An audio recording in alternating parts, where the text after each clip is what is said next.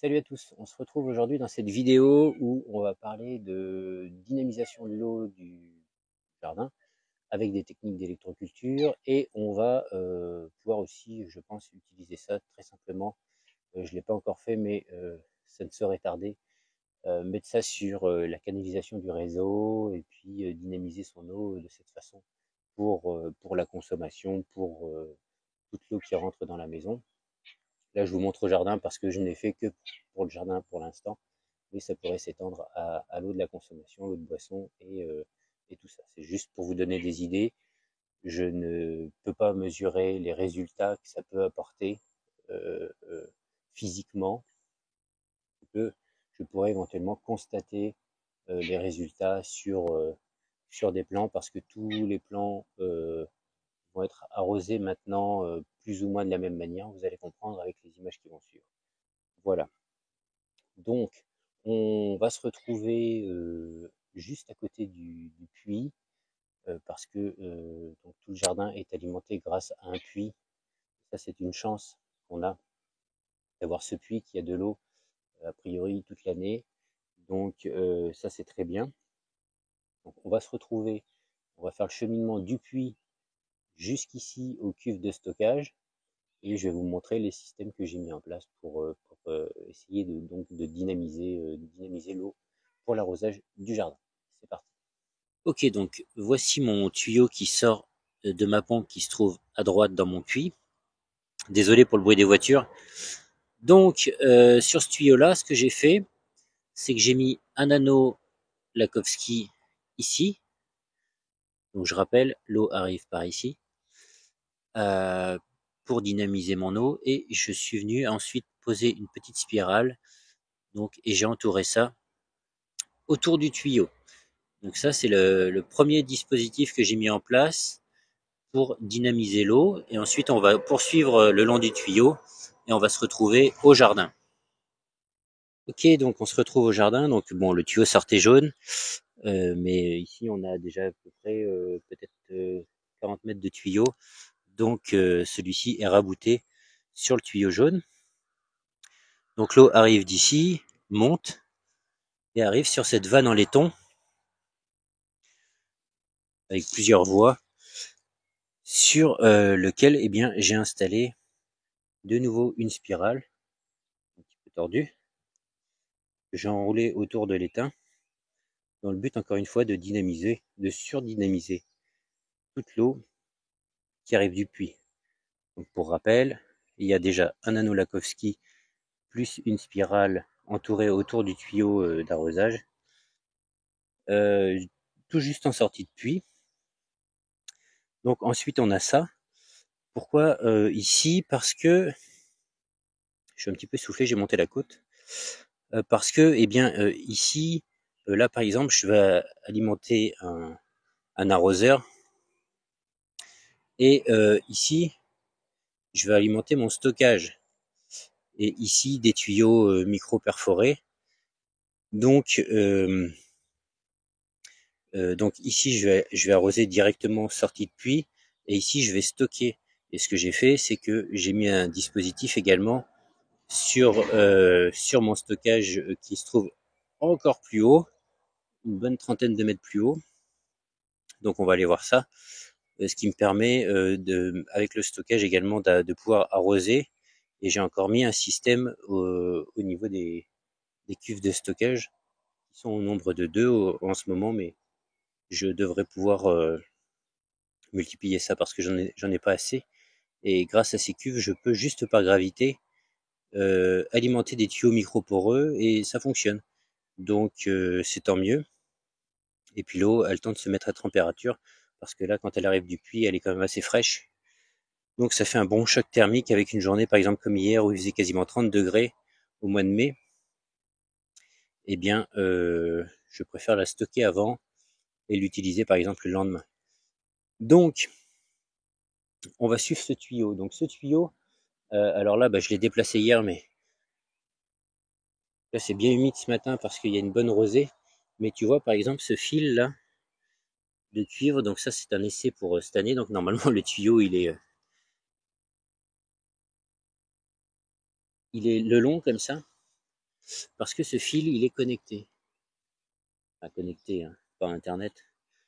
J'en profite pour le mettre en place en même temps. Donc ça, c'est quelque chose que je vous ai pas filmé.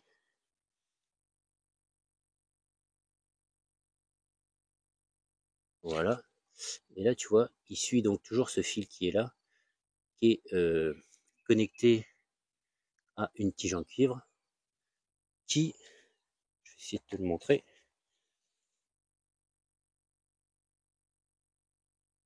est connecté à une antenne atmosphérique. Donc en fait, le tuyau, j'ose espérer, il faut que je le remette en place parce que là, il s'est décalé, et bien qu'il se dynamise d'autant plus avec l'effet de l'antenne le long de ce fil là.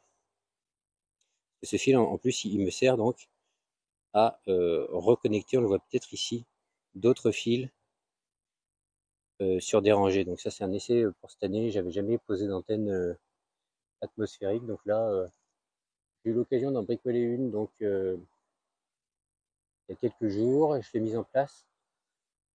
Et hier, donc, j'ai mis des fils de fer galvanisés là pour alimenter différents rangs et voir la différence avec d'autres rangs.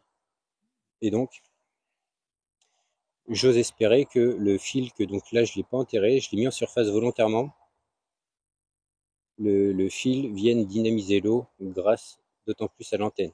Et là tu vois par exemple, là il est encore décalé, mais là tu vois il y a des tomates. Donc je l'ai fait passer en surface exprès, que ce soit facile, et il se poursuit. Et nous allons aller, là, il y a tout un micmac de tuyaux, tu vois normalement il se reconnecte ici, il est là, tu vois, donc je le connecte là. Et donc je viens alimenter ces deux cuves de 500 litres, comme ça fait 1 m3.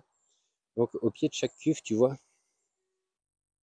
il y a de nouveau un anneau Lakowski sur chaque cuve qui est ouvert de l'autre côté. Donc ici c'est le nord, là c'est le sud.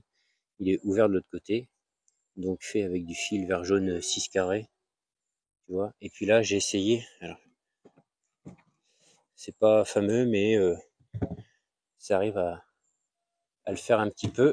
Je trouve la cuve d'une main. Voilà. Donc là j'ai connecté le remplissage de la cuve ici, qui à la base était un trop plein. Et j'ai mis un coude comme ça, avec une petite réduction, qui permet, quand je re-remplis la cuve, de créer un mouvement d'extrogir comme ça, pour encore une fois, je l'espère, dynamiser l'eau qui arrive dans ces cuves. Voilà. Donc, je crois que je vous ai montré tous les systèmes mis en place pour dynamiser l'eau. Donc, je ne sais pas ce que vous en pensez. C'est un essai, encore une fois, pour cette année. Ce que je vais faire, on va se retrouver face cam, ce sera plus sympa. Voilà, donc vous avez vu tous mes systèmes pour essayer de dynamiser mon eau. On va voir si ça fonctionne. Je mets un maximum de choses en place cette année parce que, encore une fois, c'est la première saison. J'ai un sol, j'aurais dû prendre une pelle, je vous aurais montré ici, qui est plus qu'argileux, il n'y a pas d'oxygène qui rentre. C'est une grosse galère. Donc il y a des choses qui ne poussent pas, ou alors très très difficilement. Il y a des choses qui ont l'air de fonctionner. Là, bah, tu vois, on a quelques tomates sous cette serre-là qui sont en fleurs. D'ailleurs, on a un petit peu partout. Tu vois, j'ai mis des jeunes plants de poivrons. Enfin bon, bref. On fera un tour du jardin d'ici quelques jours. Je vous montrerai ce qui fonctionne et ce qui a vraiment du mal à fonctionner. Voilà. Donc, bah voilà, vous avez vu un petit peu tous les systèmes. Est-ce que vous mettez vous aussi des systèmes en place pour dynamiser l'eau? N'hésitez pas à m'en parler en commentaire. Si ça vous a plu, ben, n'hésitez pas à mettre un petit pouce, à vous abonner comme toujours. Et puis ben, je vous dis à la prochaine dans une prochaine vidéo. Et je pense que les prochaines vidéos seront encore sur l'électroculture. On fera un petit topo des tests que j'avais mis en place sur les anneaux, avec des plans témoins sur les anneaux, et également sur les spirales Gina.